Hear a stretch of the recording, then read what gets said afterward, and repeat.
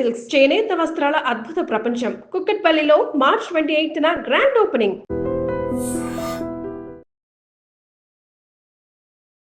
నమస్కారం, మీరు చూస్తుంది ఐ డ్రీమ్. నేను మీ కీర్తి. శ్రీరాముడి అవతారం ఆంతర్యం ఏమిటి తెలుసుకుందామా? అనంతలక్ష్మి అమ్మగారు చెప్తారు. నమస్తే అమ్మా. నమస్తే అమ్మా.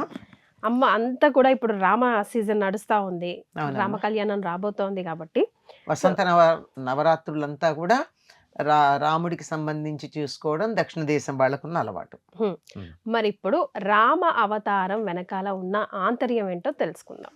రాముడు విష్ణుమూర్తి యొక్క అవతారంగా భూమి మీద అవతరించాడు అంటారు. ఎందుకు అంటే రావణ సంహారానికి అని చెప్తారు. అవునా? రావణ సంహారం ఎప్పుడు చేశాడు ఆయన? 38 ఏళ్ల దరిదాపుల్లో అటు ఇటుగా ఆ వయసులో చేశాడు. 40 ఏళ్ల లోపు.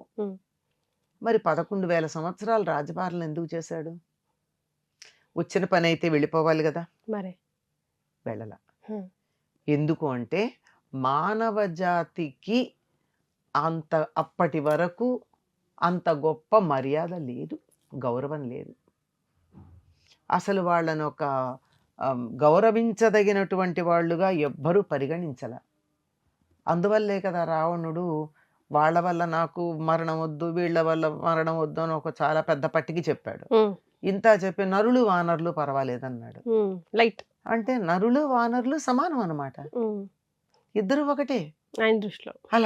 అలాగే అందరూ కూడా, అలాగే బ్రహ్మగారు కూడా రావణ సంహారానికి నేను దశరథుడి కుమారుడుగా జన్మిస్తాను అంటే అన్నాడు ఒక్కసారి. అంటే మనిషి అయిన వాడు రాక్షసుని చంపలేడు అనేటటువంటి ఒక ఉద్దేశంతో జనక మహారాజు కూడా ఈ రాజకుమారులు శివధనుసుని విరిస్తే బాగుండు అనుకున్నట్టు రాజకుమారులు విరవగలరా అన్న చిన్న సందేహం మనసులో వచ్చింది. అంటే దేవతలు, రాక్షసులు, మానవులు ఎవ్వరూ కూడా మనిషిని గొప్పవాడుగా పరిగణించలే. కనుక మనిషిని గొప్పవాడుగా చేయడానికి, మనిషికి గొప్పతనాన్ని ఆపాదించటానికి, మనిషి గొప్పవాడు అని నిరూపించటానికి శ్రీరామచంద్రమూర్తి భూలోకంలో అవతరించాడమ్మా రావణ సంహారం తర్వాత. మరి నన్ను గౌరవించాలి అంటే గౌరవిస్తారా? ఎవరన్నా అక్కడ నిలబడి నన్ను గౌరవించండి అంటే గౌరవిస్తారా? గౌరవించుకునేలాగా నడవడి, గౌరవించదగినటువంటి ప్రవర్తన ఉండాలి, కొన్ని లక్షణాలు ఉండాలి. అటువంటి లక్షణాలన్నింటినీ తాను నోటితో చెప్పకుండా ఆచరించి చూపించి, మీరు గౌరవము మర్యాద పొందాలి అంటే ఇలా ఉండాలి అని చెప్పి తాను తన ఆచరణలో చూపించాడు. ఇప్పుడు సాధారణంగా నువ్వు ఇట్లా ఉండమ్మా అన్నాను నేను. కష్టమండి అని, నేను ఉన్నాను కదమ్మా అన్నా అనుకో, మీకైతే కుదిరింది, మాకు కుదురుతుందా అంటారు. అంతే. నిజమే కదమ్మా, అందరికీ ఎలా కుదురుతుంది చెప్పండి? అందరికీ కుదిరేవి కొన్ని ఉంటాయి, కొన్ని ప్రత్యేకమైన విషయాలు కాకపోయినా. ఇప్పుడు 10 లక్షణాలు గౌరవించడానికి తగిన ఉంటే కనీసం 4-5 లక్షణాలు పెంపొందించుకోవచ్చు కదా. పోని మీకు లేవు, వాటి కోసం ప్రయత్నం చేయొచ్చు కదా. అట్లీస్ట్ దరిదాపుల్లో ప్రయత్నం చేయొచ్చు కదా. ఇప్పుడు ఉదాహరణకి అబద్ధం ఆడకుండా ఉండడం మంచిది ఒప్పుకుందాం, కానీ కుదురుతోందా? 100కి 99.999999% మంది కుదరదు. నేను అబద్ధం ఆడకుండా ఉండడానికి ప్రయత్నం చేస్తున్నానని చెప్పొచ్చు. ఇది నిజం. నువ్వు మొదట చెప్పిన నిజం ఇదే, అంతకుముందు మాట ఏమో తెలియదు మనకి. కనుక ప్రయత్నం చేయొచ్చు. ఆ విధంగా ప్రయత్నం చేసి దేవతల్లోనూ, మానవుల్లోనూ, రాక్షసులు మొదలైనటువంటి సమస్తమైనటువంటి జాతుల్లోనూ మానవ జాతికి ఒక గౌరవాన్ని ఆపాదించినటువంటి వాడు శ్రీరామచంద్రుడు. అందుకని రామావతారం యొక్క ప్రయోజనం రావణ సంహారంతో పాటుగా మానవ జాతికి ఒక ప్రవర్తన నియమావళిని ఏర్పరిచి తాను నోటితో చెప్పకుండా ఆచరించి చూపించాడు. ఇట్లా ఉండవచ్చు, ఇట్లా ఉండడానికి ప్రయత్నం చెయ్యండి, అప్పుడు మిమ్మల్ని అందరూ గౌరవిస్తారు అని చూపించాడు. ఎప్పుడు గౌరవిస్తారు? మనిషి అన్నవాడు ఏం చెయ్యాలి? మనిషి అన్నవాడు మనిషిలాగా బతకాలి, కోతిలాగానో కుక్కలాగానో బతకూడదు కదా, అంతే కదా. కనుక అలా బతకాలంటే ఏం చేయాలంటే కొన్ని ఆచరించాలి. వాటిని ధర్మములు అంటారు. కుక్క ధర్మాన్ని పాటిస్తుంది, కోతి ధర్మాన్ని పాటిస్తుంది, ఆవు ధర్మాన్ని పాటిస్తోంది. మనిషి ధర్మాన్ని ఎందుకు పాటించడు? కానీ ఎన్ని ధర్మాలు అందులో అన్ని ధర్మాలు మనిషిగా ఉంటే చాలు కదా.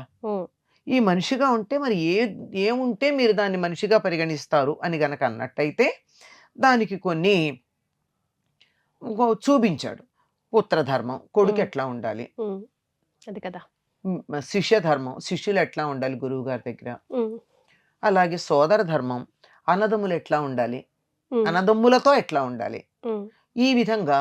అలాగే రాజధర్మం, రాజు ఎలా ఉండాలి, వ్యక్తిగతమైనటువంటి ఇష్టానిష్టాలకి సుఖాలకి వాటికి ప్రాధాన్యం ఇవ్వకుండా అవసరమైతే తనకు ఆత్మీయుల్ని కూడా దూరంగా చేసుకుని మరీ రాజుగా తన రాజధర్మాన్ని పాలించాలి. ఇలాంటివన్నీ చూపించాడు. అలాగే శత్రుధర్మం ఎట్లా ఉండాలి, మిత్రధర్మం ఎట్లా ఉండాలి, ఇవన్నీ ఒక ఎత్తు. గృహస్థ ధర్మం ఎట్లా ఉండాలి, దాంపత్య ధర్మం ఎట్లా ఉండాలి, భార్యాభర్తలు ఎట్లా ఉండాలి, ఒకళ్ళ పట్ల ఒకళ్ళకి ప్రేమ ఉంది అనడానికి నిదర్శనం ఏమిటి, ఏ విధంగా ఒక్క స్త్రీకి ఒక్కడే భర్త, ఒక పురుషుడికి ఒక్కతే భార్య అనేటటువంటి దాన్ని ఎలా నిలబెట్టాలి, ఇలాంటివన్నీ ఆచరించి చూపించాడు. ఎందుకంటే రాముడి కాలం వరకు అనేక మంది భార్యలు ఉన్నారు, చాలా మందికి. దశరథుడికే ఉన్నారు. ఎంతమందికి ఉన్నారో 2 భార్యలు 3 భార్యలు అనేక మంది ఉన్న వాళ్ళు ఉన్నారు. ప్రతివ్రతుడు ఆయనకు ఒక్కనికే ఉంది కదమ్మా, ఏకపత్ని వ్రతుడు అనేటటువంటి. దేవతల్లో అయితే దేవి దేవతల్లో అయితే ఆయనకు ఒక్కనికే ఉంది కదమ్మా.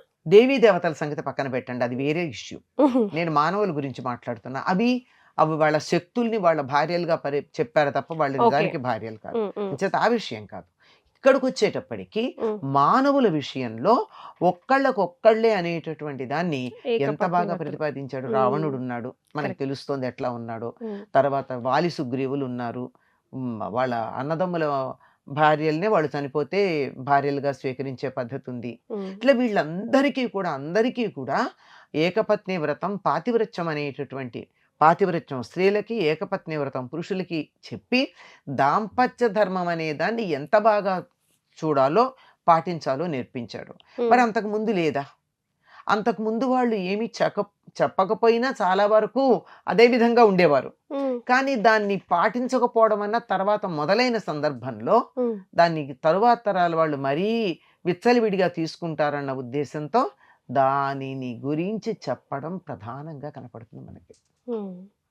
కనుక ఒక మనిషి ఎట్లా జీవించాలన్నది, ఎట్లా జీవిస్తే గౌరవాన్ని పొందుతాడన్నది, దేవతలు రాక్షసులు కూడా వాళ్ళని గౌరవిస్తారన్నది తన ఆచరణ ద్వారా చూపించి అందరికి ఆదర్శప్రాయంగా ఉన్నాడు.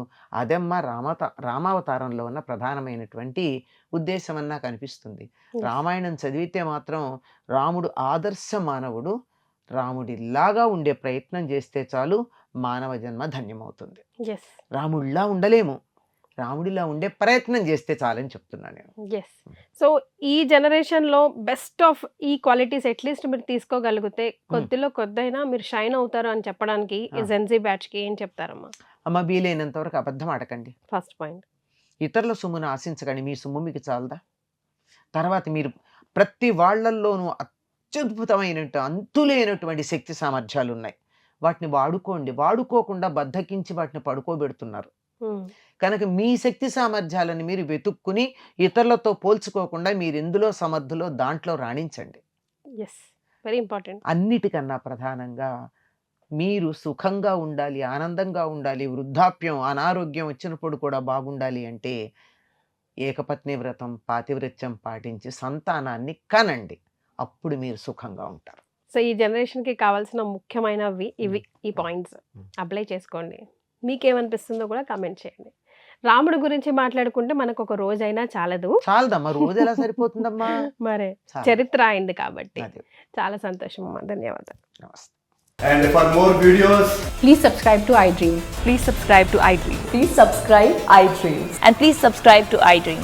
For more videos, subscribe to iDream. please like, share and subscribe to the channel. Congratulations, iDream. Subscribe to iDream. Subscribe to iDream. So subscribe to iDream Media. iDream ki iDream team andarki huge congratulations. Please subscribe iDream Media. Please subscribe to iDream. Subscribe iDream. Please subscribe to iDream. iDream అంటే నా కళల channel subscribe చేసుకున్న నోరు తిరుగుతలేదు, మీరైతే గంట గుర్తు కొట్టండి. For more such videos, please subscribe to iDream. Subscribe to iDream. Please subscribe to iDream. Please subscribe iDream Media. Please do subscribe to iDream. Please subscribe to iDream Media. For best entertainment and information, please subscribe iDream. And don't forget to subscribe to iDream.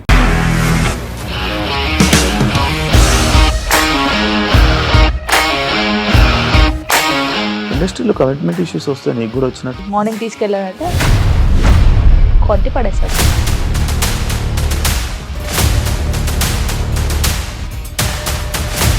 ఒక్కళ్ళు కూడా చూడలేదు ఈ cinema అని చెప్పడానికి కూడా చాలా ధైర్యం కావాలి. అది నిజం కదా, దాంట్లో ధైర్యం ఏంటి? ఇది నెక్స్ట్ డే ప్లేట్ మార్చేస్తే తప్పు కదా. As of now we are comfortable this అని నేను అనుకుంటున్నాను. రష్మిక గారిది మీది ఒకే ఊరంట కదా? నీకు కోపం వచ్చిందంటే బాగా తిట్టేత్తరా? తిట్టేద్దామండి. నిజంగా గేమ్ ని ఎలా చేంజ్ చేయగలిగారు? ఏపీఎస్ఎఫ్సి వాళ్ళకి 6 నెలల్లో నేను 6 లక్షలు కట్టా. బిజినెస్ చేయాలనుకుంటే it is as difficult as riding a tiger.